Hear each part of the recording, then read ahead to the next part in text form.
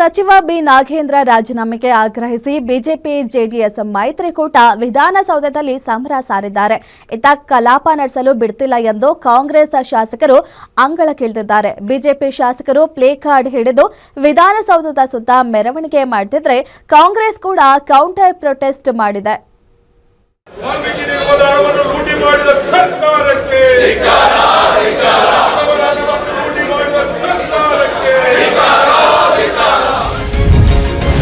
ವಿಧಾನಸೌಧದ ಸುತ್ತಲೂ ರಾಜಕೀಯ ನಾಯಕರ ಹೈಡ್ರಾಮಾ, ವಿಪಕ್ಷಗಳ ಶಕ್ತಿ ಸೌಧ ಪ್ರದಕ್ಷಿಣೆ, ಕೈ ಶಾಸಕರಿಂದಲೂ ಪ್ರತಿಭಟನೆ. ರೈತರ ಕಷ್ಟವನ್ನ ಅರ್ಥ ಮಾಡ್ಕೊಳ್ಳಿಕ್ಕೆ ನಮಗೆ ಸದನ ನಡಿಬೇಕು, ಬೇಕೇ ಬೇಕು, ಬೇಕೇ ಬೇಕು. ರಾಜ್ಯದ ರೈತನ ಹಿತವನ್ನ ಅಡಚಣೆ ಮಾಡ್ತಾರಂತ ಬಿಜೆಪಿಗೆ ವಿಧಾನಸೌಧ ಮತ್ತು ವಿಧಾನ ಪರಿಷತ್ ಎರಡೂ ಕಲಾಪಗಳಲ್ಲಿ ಸಚಿವ ಬಿ ನಾಗೇಂದ್ರ ರಾಜೀನಾಮೆ ಧ್ವನಿ ಜೋರಾಗ್ತಿದೆ. ನಿನ್ನೆ ಕೆಂಗಲ್ ಗೇಟ್ ಮುಂದೆ ಧರಣಿ ಕುಳಿತಿದ್ದ ವಿಪಕ್ಷ ನಾಯಕ ಆರ್ ಅಶೋಕ್ ನೇತೃತ್ವದ ಬಿಜೆಪಿ ಪಡೆ ಇಂದು ಮತ್ತೊಂದು ಹೆಜ್ಜೆ ಮುಂದೆ ಹೋಗಿ ಇಡೀ ವಿಧಾನಸೌಧಕ್ಕೆ ಒಂದು ಸುತ್ತು ಹಾಕಿ ವಿಭಿನ್ನವಾಗಿ ಪ್ರತಿಭಟನೆ ಮಾಡಿದೆ. ಸರ್ಕಾರದ ವಿರುದ್ಧ ಪ್ಲೇ ಕಾರ್ಡ್ ಪ್ರದರ್ಶಿಸುತ್ತಾ ಸಚಿವರ ವಜೆಗೆ ಪಟ್ಟು ಹಿಡಿದಿದ್ದಾರೆ.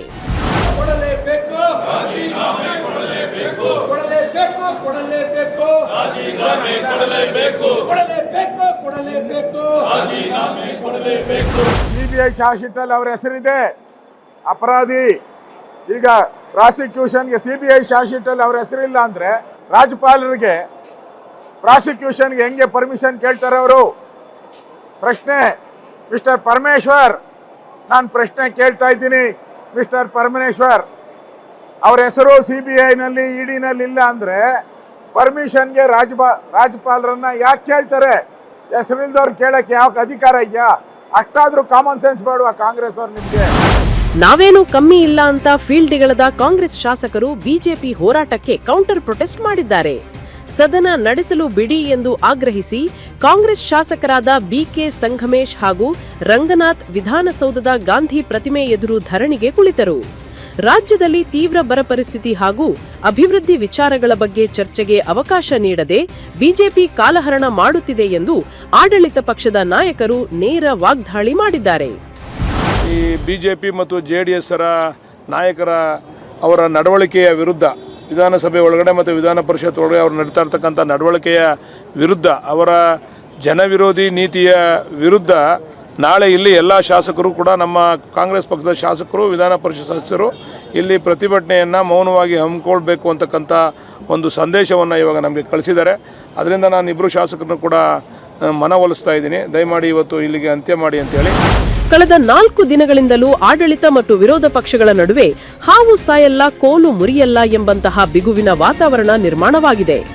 ಸರ್ಕಾರ ಪ್ರಕರಣದ ಚರ್ಚೆಗೆ ಸಿದ್ಧ ಎಂದರೂ ರಾಜೀನಾಮೆ ಹೊರತುಪಡಿಸಿ ಬೇರೆನ್ನನ್ನೂ ಒಪ್ಪಲು ವಿಪಕ್ಷಗಳು ಸಿದ್ಧವಿಲ್ಲ. ಪರಿಣಾಮವಾಗಿ ದಿನವೂ ಕಲಾಪ ಮುಂದೂಡಿಕೆಯಾಗುತ್ತಿದ್ದು ರಾಜ್ಯದ ಜನರ ತೆರಿಗೆ ಹಣ ನೀರಲ್ಲಿ ಹೋಮ ಮಾಡಿದಂತಾಗುತ್ತಿದೆ.